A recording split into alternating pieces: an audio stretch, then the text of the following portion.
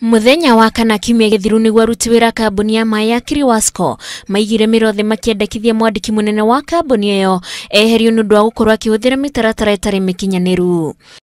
Do you know hii kampuni haingeweza kuniambia 70+% of their business inaenda wapi?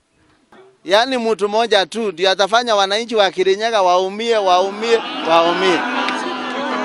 Umwe wa makaya maria marendaga marũmbũiyo ni kuongererwo mishara undu umwe na gutiga kurengagwo mishara undu uria utumite gavana ndathi kugia na giikaro na maabitha matiganite a bodi ya mai niguo guthingata makaya ma aruti wira acio. Ni andu aigana mangienda maundu ma mathire mukwenda gutura barabara mukwenda gutura ngeti na Kiriwasco sio shamba ya mu.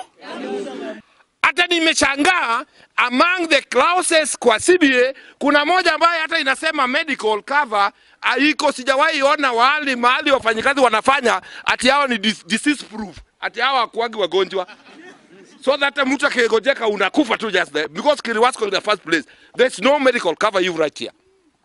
Na tukasema tuunde kamati iangalie hiyo maneno ya CBA, maneno ya ukato wa mishahara, cartels wale wanatumiwa kuimba manji yetu.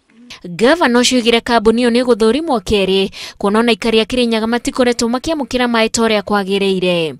Kosi kama vile engineer anasema, kusema ukweli 77% ya manji yenu iko na T-joint ambayo haina mita, haijulikani inaenda wapi. Ndathi erire aruti wira acio te makaya mao ni mekurumbuiyo gwa kahinda ga kiumia kimwe.